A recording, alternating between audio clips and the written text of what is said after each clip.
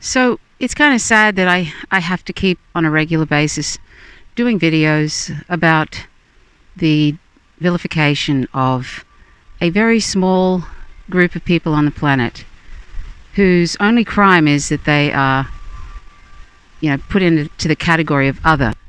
People who are threatened by difference, even if that difference has been around and in literally in nature everywhere and has been in the human species for literally thousands of years, because we live in this patriarchal system which is very toxic and has basically reinforced this binary gender system that is not very healthy for everyone who is forced into it and born into it. Humans that are assigned male at birth or female at birth are then shoved into these very, very tight ideas of how you should behave. Feminine behavior and masculine behavior. And if you deviate from those behaviors, well then you need to be disciplined basically either by your family or by your peers, other children, or by society. I find it fascinating that as somebody who's queer and a trans ally, I find it fascinating, and always have, people who are homophobic or transphobic. Like I met trans women decades ago, literally in the 80s, and I don't know, I never had a problem with that. It's just like, in fact, I thought it was great because more diversity, difference is a wonderful thing. And I didn't grow up in a family which was embracing of particularly a difference, and that includes, they were pretty white, and the rest of the relatives very white, and unfortunately there was a lot of racism. It wasn't common to hear it, but it was there, and when it would come up, when it would rear its ugly head, it was really kind of shocking. I mean, I'll give you a hint of the sort of things that my sort of, not my immediate family, but someone in my family who lived up north in the Northern Territory said something to the effect of when she said she'd almost run down an Indigenous person, and I said, oh wow, that's really awful. And she said, oh, plenty more where that came from. That's the kind of white kind of sort of, not everybody was like that, of course, but I mean, that was there. Really, really shocking. Interestingly, though, I never actually heard any overt homophobia. It was there, though, because that I was the recipient of that, right to the end, right up until my mother was fine. She had homophobia, but she learned to accept. It's unfortunate it took her that long, but eventually she accepted me, and and she loved me very much as she could, and that's sort of that story. But I mean, there were other people in the extended family. My father was fine, and there was other people in the extended family who, up until the day Mum died and beyond, otherizing me and stuff. But I'm getting off the track. But I just want to sort of give you a bit of a background about me, because it's not like I grew up in a family and with extended family, etc., relatives and all of that, where there wasn't this otherization. So it's something that I'm not sure how I managed to bypass that. I'm not saying that growing up in a white family, you have a lot of things to unlearn because you have white privilege, but I'm just saying that although I didn't hear people talking about trans people because that wasn't really on the radar, it was definitely homophobia there. But just because I'm queer doesn't mean that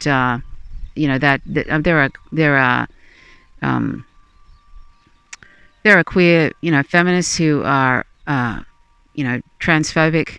There's all get up. They're really, really transphobic. There are some, and then there are others that are totally the other way. I have some theories about that, and I just want to give you a little story. I'm not saying that applies to every person who's assigned female at birth, that this is their reason for being transphobic. It's kind of a very skewed thing that is sort of that they're projecting onto trans people. But, for example, I knew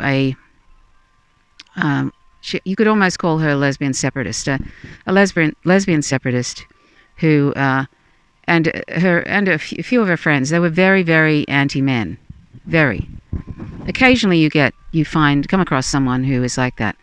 Now, I'm not saying that I don't particularly, I mix in all kinds of circles, but this was back in the 80s when I came out in the early 80s, came out in quotes. I came across somebody who was friends of someone that shared a house with me. And she was very, very anti-men. She would probably call herself a separatist. And her friends were almost, sort of really hated men, really, really hated men.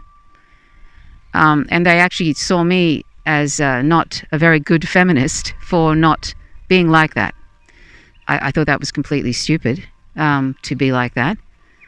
I can understand totally understand why some women have a problem with men, because there's a lot of abuse that goes on. I mean, there's a lot of abuse that 1 in 4 women, I think it is, probably much more than that. 1 in 4 women are the survivors of SA. And I'm not going to use that whole term because YouTube has ridiculous things about you're not allowed to say this, you're not allowed to say that. So I have enough suppression on my channel, so I'm just going to call it SA. You can work that out. So I can understand why there would be women, not necessarily hating men, but being very, very wary. I mean, I haven't met a woman that isn't always kind of has this sort of vigilance, when they go out and when they're going to their car and yada, yada, yada. You don't see great big marches and videos galore every single day about that. You hear the occasional thing, but you don't hear about the epidemic levels of domestic violence that are usually carried out by, cisgendered straight men, basically killing their partner and the whole family. You don't see great big marches and endless videos about that. This is about cisgendered straight men, right? There's a lot of it, and there's a lot of women that are affected by it, but you don't see that. And yet, there are these women who are, getting on board this transphobic narrative, hating on this small group of people. There's like a few million on the planet, and trans has been around for thousands of years. And for some reason, there are, it's part of a sort of a right wing. It's like it's a pipeline to fascism. It's often used like that. That's the first thing, but I'm not going to talk about that right now. But if you want to find out about that, tune into Kaylee Whelan, Kayley Whelan, who's on Twitter. She's a communist trans woman, and she speaks about it very, very eloquently. So I'm not going to talk about that. I'm going to talk about just the fact, like I say, that we don't see daily videos by so many people about the constant, the high levels, the epidemic levels of rape and domestic violence. I've just said that word, I may as well use it now. Sexual assault, we don't see that every day. And yet this fixation on a small group of people, specifically trans women, the amount of videos that are done and the mockery and the vilification, and then this idea of this idea that's put out now, which is almost like a follow-on from the QAnon thing, where everybody who isn't far right is, a pedophile or grooming or whatever, or a sex trafficker, that kind of thing. That narrative has shifted now. This far right-wing narrative has shifted to bullying and threatening violence on this small group of people who identify as trans or non-binary, non-binary trans. And then, of course, that, and that is never in isolation. There's always other isms they have, discriminations. There's usually racism there. There's usually misogyny and sexism, and these things are never in isolation. I always say this thing: speciesism equals racism equals sexism equals heterosexism equals classism equals ableism. And on and on. They're all faces of the same ignorance, and where you have one form, you'll have all forms. That's something I've been saying for years. I'm not saying that's original. I don't know if it's, it's not original, but it's like that's the sort of position I've had since I became vegan in particular, because I saw that speciesism is totally related, because it's an otherization of a group based on a relevant criterion. And in the case of non-human animals, that's species. And look what we've done to non-human animals with our constant exploitation, using them as resources and property, torturing and killing them, seeing them as not having any moral value, but sometimes having moral value because we fetishize them, and on, right? So this is what we do in a broader scale, and it's the same kind of ignorance. This is what we do to trans people, to LGBTQ people, plus in general. We otherize because they're different, because we feel threatened, because we want to be the dominant group. We want to remain the dominant group. And I'm getting away from this video that I'm going to talk about, which I saw today. But we vilify anything outside of the dominant group because we feel threatened, because it's like an animal thing where sometimes animals will try and, it's a sort of a very basic fear. And this sort of deranged idea that, you have to stamp out that difference, and somehow you'll feel safer if you stamp it out. Or that somehow, if somebody's different, that is a reflection on you. That if you don't like the way they present, and they identify as a woman or whatever, that somehow that is a reflection on you, or that infringes on your rights in some ways, which is really an odd way, to look at it. I sometimes wonder how much confidence I've gotten away too from the person who I was talking about, who was very anti-men. And the reason I brought that up, I'm sorry, I'm shifting around here. I don't usually put notes in front of me, and this is why I meander, but I hope you don't mind that. So the reason I brought up that person, that lesbian separatist back in the 80s, who and a few of her friends who were separatists, and they really, really hated men and saw me as suspect because I didn't, saw me as a suspect feminist, which I thought was really funny at the time. Anyway, and I thought it was sad that they were so sort of,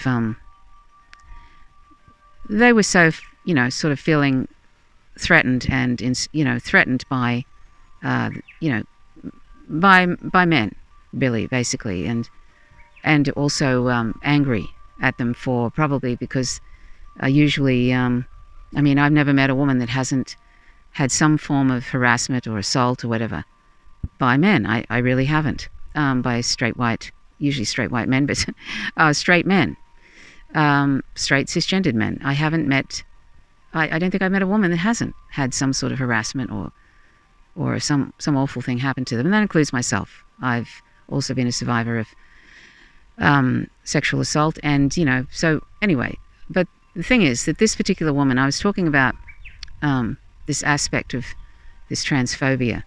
I'm going to talk about transphobia and where some of it, I think, comes from.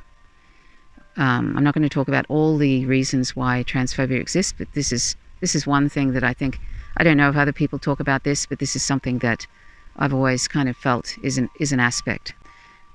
This woman who was, this lesbian feminist who was separatist, and by the way, it's not just lesbians that are transphobic, it's all kind of people that are transphobic, but she ended up getting together with someone, a trans woman, down the track. It was like probably about 20 years after I met her. I saw her in Sydney with someone who I knew was trans woman. Very attractive trans woman. Doesn't matter if she's attractive or not, but I'm just throwing that in there. And I thought, how interesting that this lesbian separatist, who was so angry and basically almost to the point of wanting to just wipe out men. I'm not joking when I say that I kind of heard those kinds of comments. Very dangerous and very sad. Ended up 20 years later with a trans woman, somebody who was assigned male at birth incorrectly, and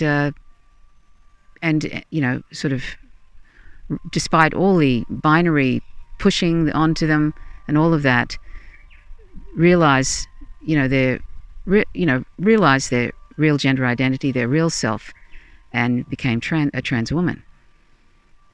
So I find that fascinating that was the case. And often you hear that saying, "Methinks thou dost protest too much." Oftentimes when people go on and on and on about, say, gay people, LGBTQ people plus in general, and they go on and they're really affronted by their very existence, and some even call for violence against them.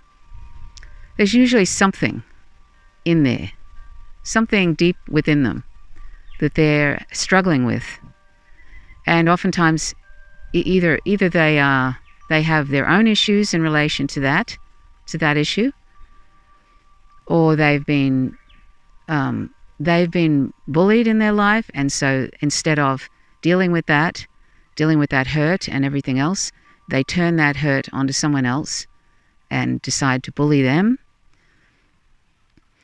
Or they're in a socioeconomic group that is very, very oppressed, and they are, and instead of turning that anger on the powers that be and organizing to get out of that, usually it's to do with end stage capitalism and all of that, and they're being oppressed by that system whether they realize it or not. Instead of looking at that and as they say, I don't like this term, but punching up, they punch down.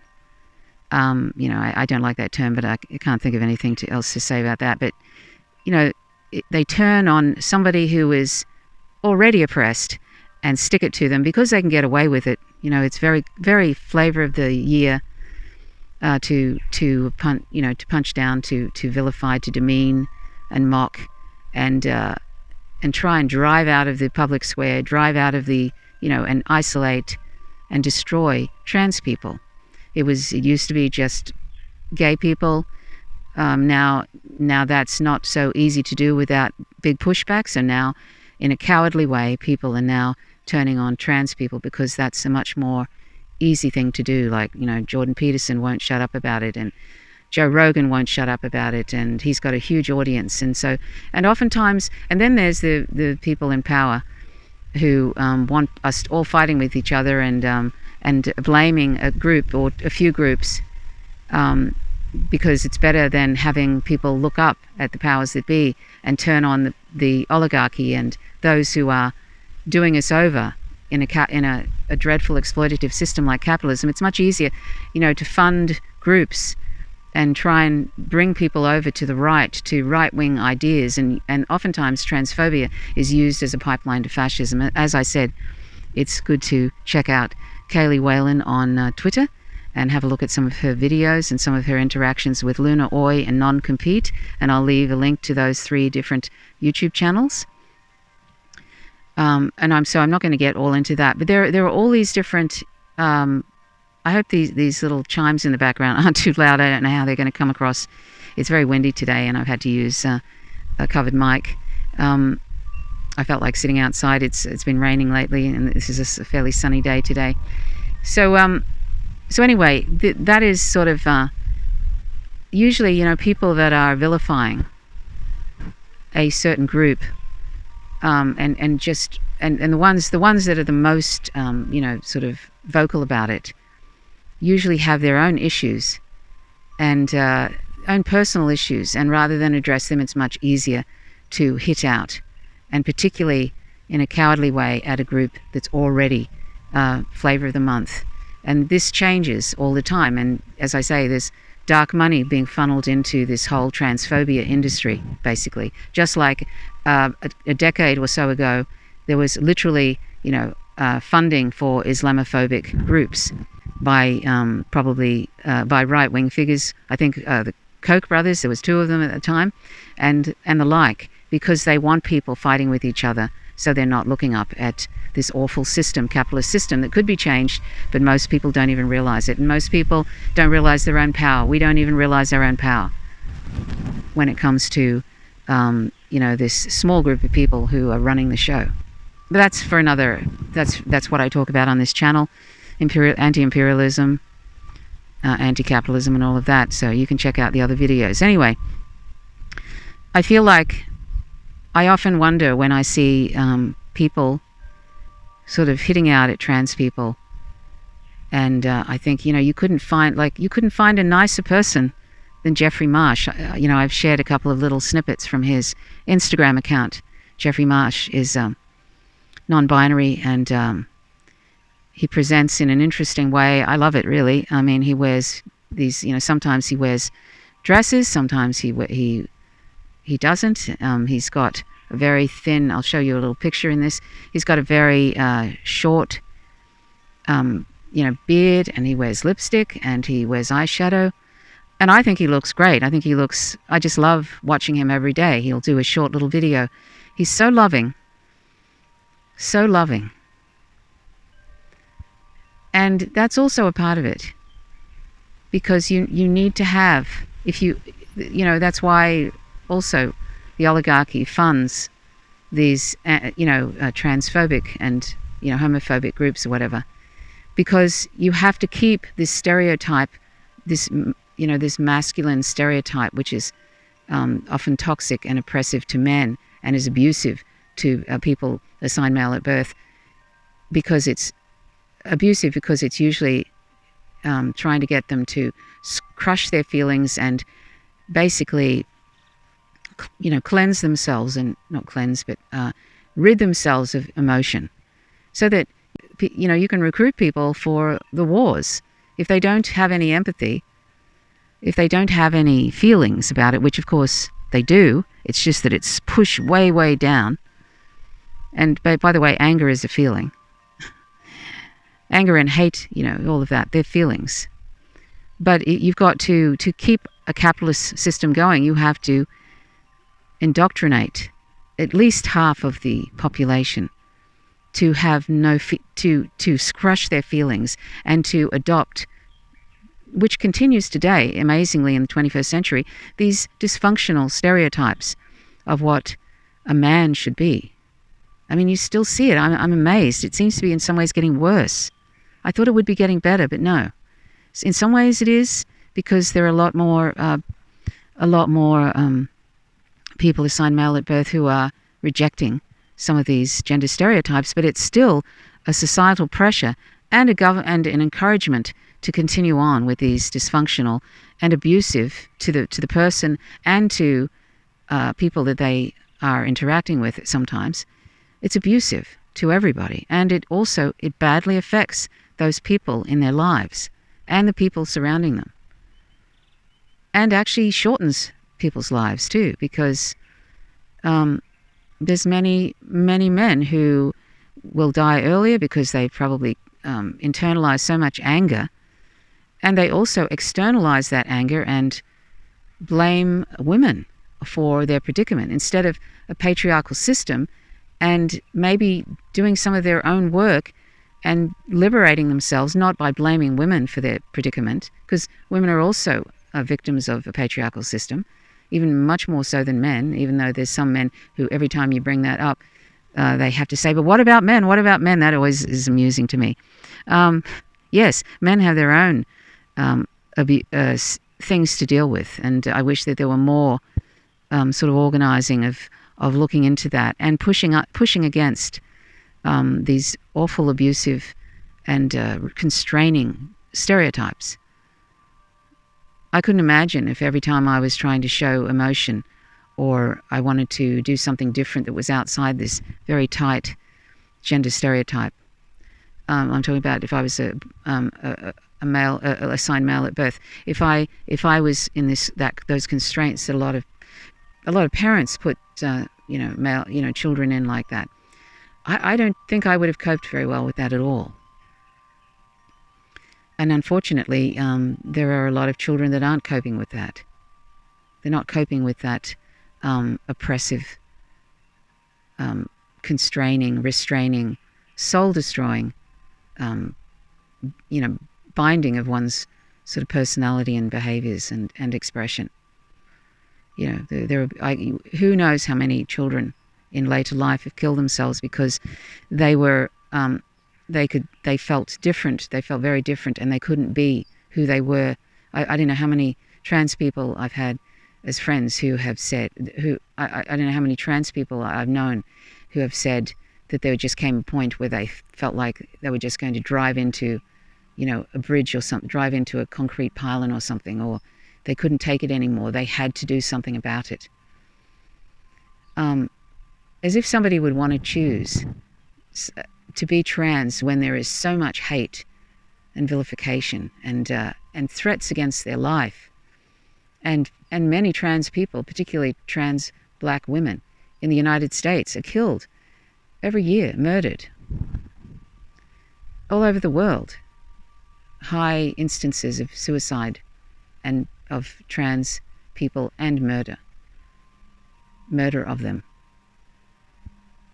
I mean, a small group of people on a 7.8 billion population.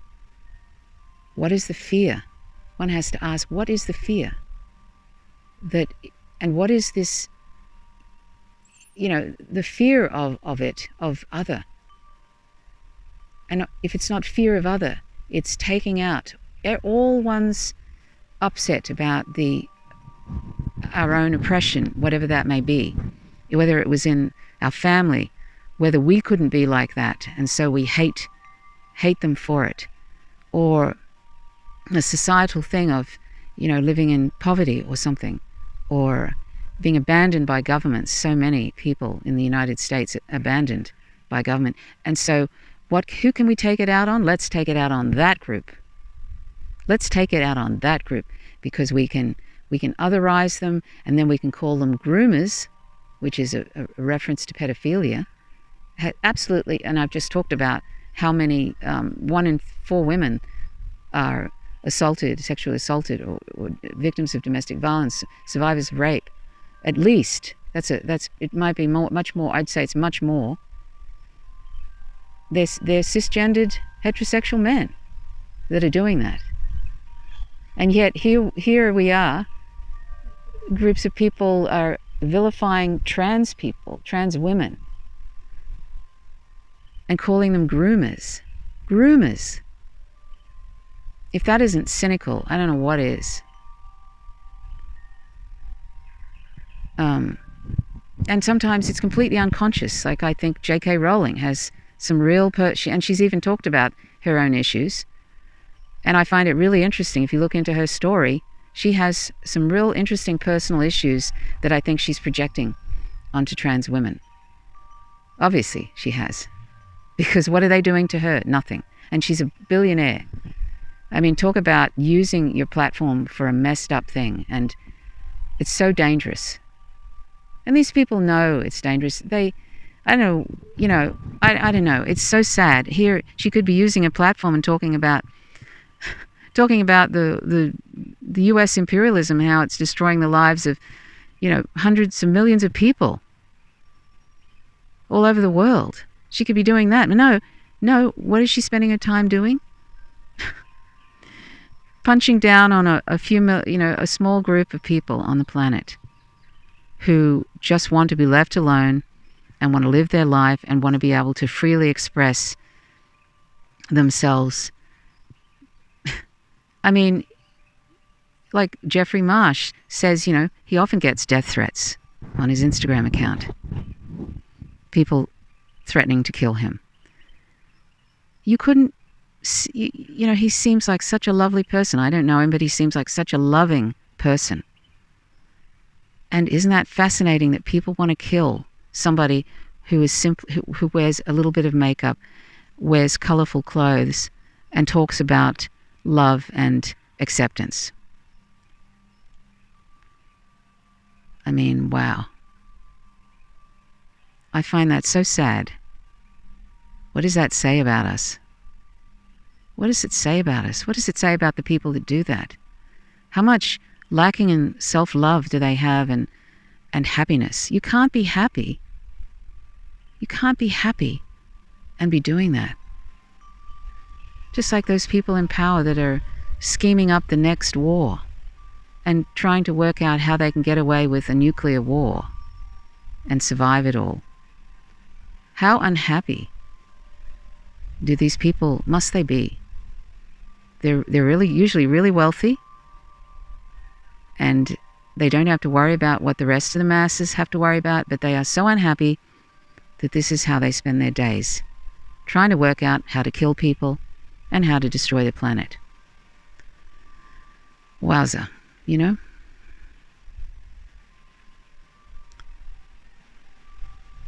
This is what happens when people are damaged people. They're damaged and they want to damage everybody else. Anyway, and the reason I decided to speak about this today was because I saw on TikTok, not a fan of TikTok, but I actually have an account there, and I actually get a lot more views than YouTube, except that I can only do 10-minute videos, so this won't be on there, although I might be able to take a section of it. A lot more views on TikTok. It's weird. I'm almost up to I've only been on there like about 5 months, and I've got, you know, a couple of videos. I've got tens of thousands of views. It's weird. But anyway, the whole social media thing is just awful. But anyway, the algorithms and everything. But I've forgotten what I was going to say. Yes, I was on TikTok, and I saw, on TikTok I follow trans people because I love to see trans people and what they have to say. And I also follow comedians because I love to have a laugh, because things are such a shit show. I need to be able to have a laugh because it just sometimes just gets so much. There's so many things wrong, and yet there are good things happening at the same time. But it's really, we're at a critical mass where things are getting really, really, really, really bad. And it's going to get worse in the coming few years if we don't blow ourselves up first. I was watching Dylan Mulvaney, I think their name is Mulvaney, and she's a trans woman, and she's only started transitioning about less than a year ago, and she's taking people who are following her on her journey to do that.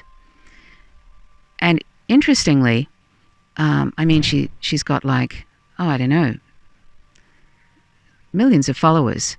And I can see why, because actually she's another lovely person. Light, and also the joy of being able to transition too. It's so great to see.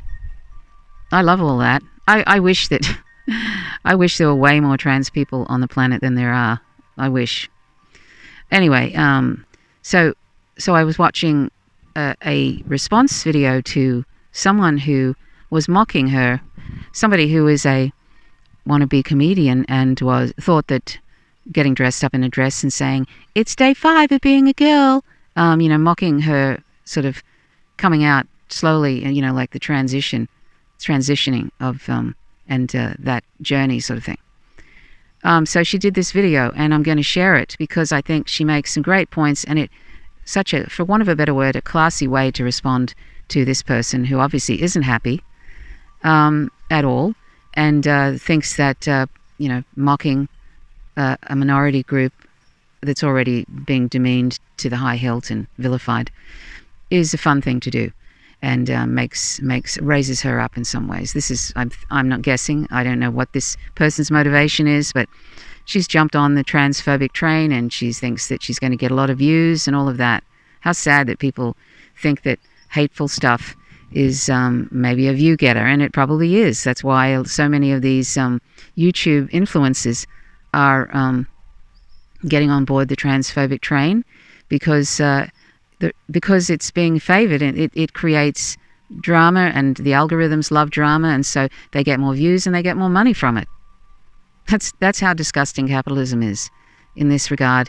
It is a way of making money by spreading hate and bigotry. Like I often think Joe Rogan's he constantly he finds it's almost comical how he manages to find a way to talk about to dump on trans people. They can be talking about something totally sort of irrelevant to that, not and he manages to bring it to trans people. I mean, I'm not sure. He's got issues. Yeah, and so does J.K. Rowling and people like them. There are so many. I mean, Ben Shapiro, all of this, and the self-righteousness too. They think, I don't know what they think, but they behave as if they're doing some sort of social service by doing this. I mean, we've got so many problems in the world, including imminent extinction and a possible nuclear war that will end all life on Earth, almost all life on Earth. And this is what these people are focused on. If that doesn't say something, you know what I'm saying? Of all the things that people could talk about, beating up on trans people on a small group of about a few million people on the planet is the thing to do. Interesting. Anyway, so I'm going to show you this really great little, I think it's, I don't know, about 7 minutes long or something, response to this transphobe by Dylan Mulvaney, who's on TikTok, and I'll leave a link to them or her. And I hope that you enjoyed as much as I did. And do check out Jeffrey Marsh. There was probably other things I could have said about this. I always just do these things off the cuff. I was mowing the lawn a little while ago, and while I was going around, and I was thinking about this clip from Dylan Mulvaney, and I thought it was so enjoyable, and I just thought I'm going to share that and also have a little rave about some thoughts I have about people who are transphobic and their own, and some of the possible issues that they might have. There are a number of things, as I've mentioned, and there's probably more, but I think their own hurt, sometimes with people who are transphobic, I get the feeling their own hurt and difficulties they've had with a certain group, and I'm talking about in this case with sort of this woman who was a lesbian separatist. I think she'd had some real issues with men in her past, whether that be sexual assault or whatever, and I'm pretty sure that's the case because I recall something like that coming up, and in the process, she's outwardly started hating all men because of that, and she included people that are assigned male at birth, I'd say, in that group, and the easiest group to target would be trans women. That would be the easiest group to target, to take out all your hate and your hurt and everything on that group, because it's easy to do that. And I think I'm not talking about just lesbian separatists. This is a very big issue. Very, all sorts of people are engaged in transphobic stuff, and at best, people don't even say anything. But we need to stick up for trans people because it is so dangerous, and people are killing themselves, and people are killing them. But I'd say that there is unresearched issues from a lot of unresearched issue from a lot of people who are transphobes as to why they're doing that. And of course, there's just the simple thing of not accepting diversity, wanting to keep tight these patriarchal binary norms, just like they did when, a few decades ago, where gay people were vilified all the time, queer people were vilified. I know what that's like. And of course, it's occasionally I've had some really awful experiences, which I'm not going to go into here. I think I mentioned it once. Being queer and having homophobia, etc., directed at me. But and that's had its effects on me. But it's and that's probably one of the reasons why I'm so horrified at what's being done to trans people, because it's such BS. This whole thing is such nonsense. And most of those people have never even met a trans person. And of course, there's also there's a whole bunch of it done in bad faith, as I've mentioned, where they're getting funded to put out these narratives so that, it's kind of a pipeline to fascism, but it's also, helping the powers that be keep people all fighting and carrying on about issues. And the Democratic Party in the US doesn't help with its superficial exploitation of identity politics so that people think, oh, they're the good party and the other party is the bad party, when they're equally bad, and it's just a tag team wrestling match where, one is pretending to care about minority groups and black people and people of color, ha ha ha, and yet they're going around the world killing people of color and black people in their own country, state-sanctioned police killings, and, they don't do anything to stop states that are passing all these anti-trans laws by the dozens, and they don't even care about women. They could have codified Roe versus Wade into law and stopped this awful anti-women, anti-choice thing, and stopping women from having control over their own bodies. It's amazing, so these two parties are just tag teaming and laughing all the way to the bank, and they might end up taking us all into a mushroom cloud. That's how whacked and out of touch they are. Anyway, this is a long video, so sorry for those who, want things pronto, want, the information in 5 minutes. That's not really my style, but this is an important issue that I keep bringing up every so often, and I really wish that those on the left not only would sort of look into trans issues and try and understand it, try and follow people who actually are not afraid to interview trans people and find out about it. Actually talk to trans people and understand it. Understand and stop being afraid, and stop going along with these awful, hateful, bigoted narratives. Trans rights are human rights, and we need to get on board with that. We need to get on board with trying to love and respect diversity, and love and respect also non-human animals on the planet who are another species, whom we are continuing to kill and torture and drown and trap and wear on our bodies and use for entertainment, and yet there's some animals that we think, oh, aren't they lovely, let's protect them. All this sort of sad moral compartmentalization. It makes me so sad that we're still doing this. I find it so traumatic, being aware that there's 1 to 3 trillion land and aquatic animals tortured and killed every year for mostly trivial reasons of palate pleasure. These are sentient beings that we've otherized to the point where we think they're property and they're ours to do with what we wish. That is at the core of all this otherization and this ignorance. It's just another face of the same violence, just like transphobia is, and heterosexism and all of that, racism, etc. So we need to recognize that and stop and become vegan. We need to do that. Each of us. Stop waiting for other people to do it. I hear this all the time. Oh, that's a good idea. That makes sense, and not doing it. Why are people sort of, when the light goes on, why aren't people becoming vegan? Because they're waiting for other people to do it, because it's okay at this point in time to be using animals. One day, this is not going to look good in the history. There are a lot of things that aren't going to age well, and being non-vegan is one of them. Okay, so thanks for watching. My name is Trish Roberts. You're watching Faint Signals from Vega. Please subscribe if you haven't already, and all that nonsense stuff that all these social media platforms need you to do so that you can actually get some views. Not that that's going to make any difference to this channel. It's heavily suppressed. But anyway, feel free to do that and share. And let's support trans people wherever possible. They're great, and we need more diversity on the planet. Thanks for watching. Bye for now.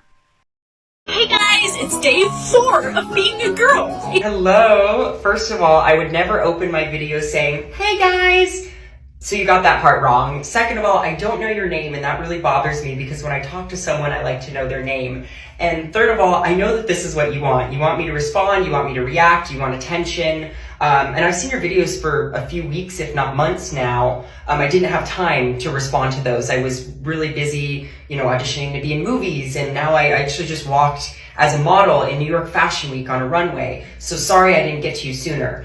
But what you're doing, I think, is comedy in your mind. It's, I see that you're putting a lot of time and energy and, maybe even money. I saw you buy some of those heart-shaped sunglasses that I love to wear. So obviously I influenced you to buy something. But you're doing all those things to mock me. More specifically, you just kind of, I think, hate trans people, which you can make fun of my voice or my outfits or, my personality as much as you want, but you don't get to mock my identity. And I think you believe that I'm taking away from your womanhood when, babe, I am here to support you in any way I can. And that's why I wanted to give you some advice on, this career path of you being a comedian, or maybe you want to be on SNL. I don't know what your whole gimmick is. But the fact that all of your comedy is so lowbrow, and it's sort of the lowest form of comedy in my opinion, and you have a few people that enjoy your videos right now, but that's not going to last for very long. It's gotten old already. And I'm very glad that you're doing it to me and not to another trans person, because I'm okay right now. My life is going very well. I feel pretty happy. But if you had made this video while I was maybe depressed or, God forbid, suicidal, that could be really effed up. And that would be on you. That would be evil of you. It is evil. And I can't have you making these videos about other trans people. That's why I'm glad it's about me and not about them, because I don't know how other trans people's mental health is right now. So I'm okay. I don't know about them. So I'm glad it's me and you right now. I'm glad we're doing this. But here's the reality. This world is so messed up right now. There's so much horrible things that are happening, and we could all go away at any moment. Like, who knows what's going to happen, asteroid. But how sad would it be if you left this earth, God forbid, if you left this earth as the woman who hated trans people? Like, that's kind of a sucky title. Maybe that would make you happy, but that doesn't sound good, doesn't feel good.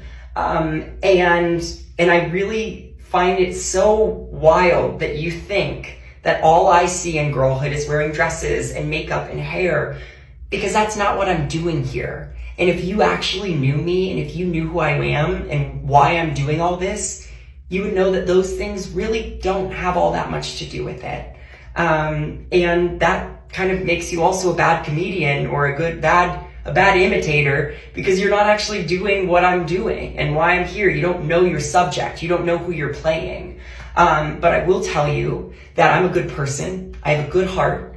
I'm a woman, and I'm not going to say I'm more of a woman than you are. I know that would make you scoff, but because I see us as equals, I'm a woman. And I don't know what else to tell you, but I appreciate your time and energy that you're putting into this. I really think that you should find something else to put this energy into, maybe something that can be enjoyed by more people than just transphobic people, because I don't know if that's the best crowd. I don't know if that's how you're going to get on SNL, or if you're going to book a movie. I don't know what your dreams and desires are, but my dreams are happening right now, and the world sees me for who I am, which is a girl. And I know that's just driving you absolutely crazy, but we're gonna have to get over it, okay? I wish you no ill will, and I would love to see you use your time in a more productive way. But that's it. I'm gonna go order some room service now and get ready for a whole day of Fashion Week tomorrow. And maybe I'll go text some friends that make me feel good. I recommend you find some friends who make you feel good, and maybe that will help you and convince you to stop doing what you're doing. Okay? Good night. Bye.